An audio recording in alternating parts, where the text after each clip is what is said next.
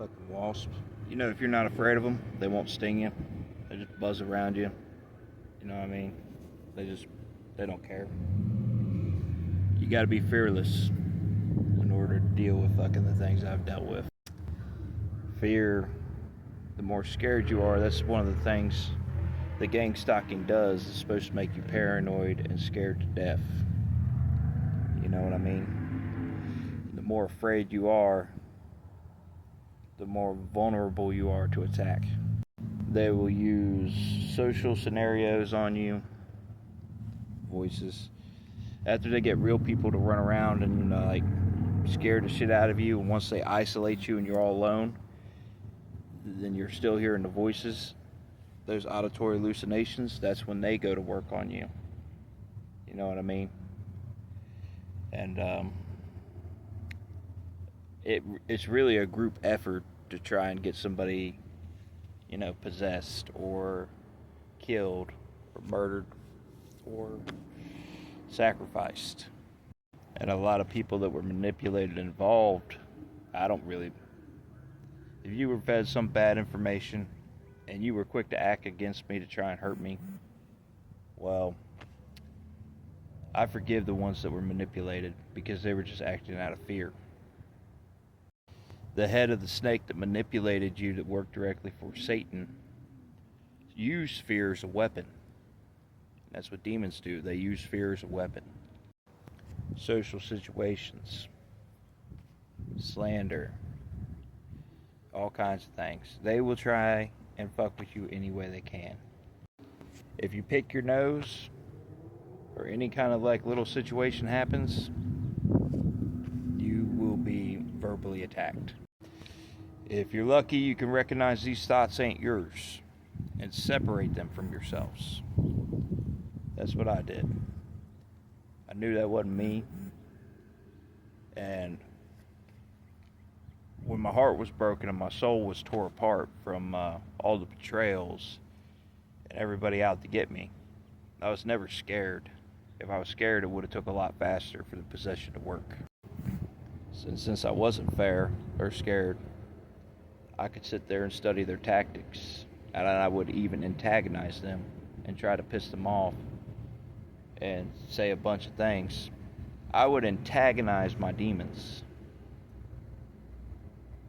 Just baiting, all bait. I baited them in. I did the same thing to the people that were gang stalking me. I knew they were only attacking me when I was getting high. So I was getting high nonstop, trying to catch them. That's how I ended up caught them, because the more they'd fuck around with me, the more they would slip, and the more sloppier they would get. See, I might have looked like I wasn't paying attention, but I was always paying attention. And I was so blitzed out of my mind, there were times where I couldn't really distinguish what was real and what wasn't. What was a hallucination, a projection, or whatever.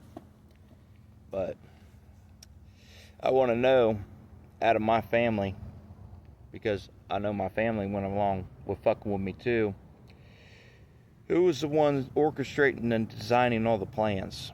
Who was the one who decided to attack me this way and attack me that way? Because all the manipulative tactics that they used were all the same manipulation tactics as Satan, the devil, and demons. They were running around outside at night when I was high, trying to make me think you weren't there. After a while, when people stopped fucking with me, that's when the spiritual attacks began, and I began seeing things that really weren't there. People, bodies in the tree, the whole crop circle incident out there in Florence, Kentucky. So what they would do is feed you hallucinogens and acid and manipulate your drug supply and torment you in a manner that would make it easier for them to cover their tracks. So first, the Satanists would manipulate the people to act a certain way and attack you a certain way and mimic schizophrenia. They would mimic schizophrenia, and they would only attack you when you were high and on LSD so that no one would believe you. The same cover-up, it's a cover-up of a cover-up of a cover-up. So after, the lies, slander campaign and all that shit, then they would start human demonic tactics. And then when the people would stop, the demonic tactics would still be going on because it switched from people to demons. And you would be able to tell the difference after a while. And then, but footprints, data, photos, those do not lie. Recordings, screenshots, all that don't lie. So I knew it was people doing it to me. And then I realized when the people stopped doing it to me. And sure, there might have still been some people following me around, but humans weren't attacking me. You know what I mean? They might have been following me around and watching me, but they weren't attacking me. They might have shot a laser pointer at me here and there, but that was about it. So on Bewitched, to some of you, you were actually doing the devil's work. Fooled, lied to, and manipulated, you was doing the devil's work. I played possum in my mind and my subconscious, and it thought it took over. My fucking tongue felt like it was about ready to rip out of my mouth. If anybody was recording that instance, that wasn't me talking. I was talking on the inside. I was the one asking it questions, while you idiots were asking it questions on the outside. I know you've been watching me. You've always been watching me. So I asked it what it was. God's key. So that could mean wisdom. I still ain't figured that out. Half-breed.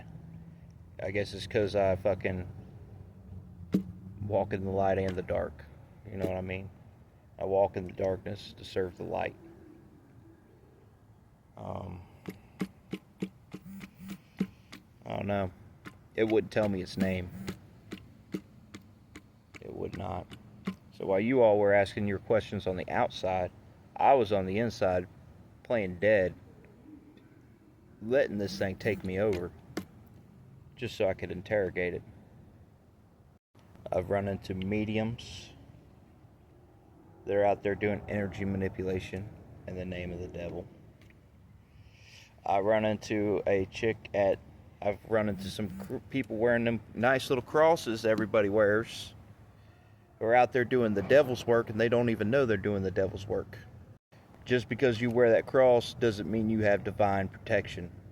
Hell, I can go put a fucking Chevy emblem on a Ford. That does not make it a fucking Chevy. And if that upsets you in any way, you're not being honest with yourself. And if that upsets you any other way, then you need to sit down, take a good look at yourself. And that's the kind of shit people don't like to hear from me, because it's the God's honest truth. And then you do diversionary tactics to where you're like, oh, well, he's the Antichrist anyway. Motherfucker, I ain't no goddamn Antichrist. I'm the best shot you got right now knowing what the fuck's really going on.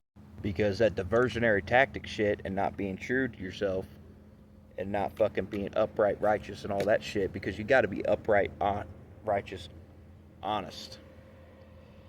You don't have to necessarily be caring, because they use my caringness and my love against me as a weapon. We don't need loving, forgiving people for this. That's what they will use as a weapon against you. That's what they use as a weapon against me. What we need is upright, devout, fucking honest people who ain't afraid to stand up to bullshit.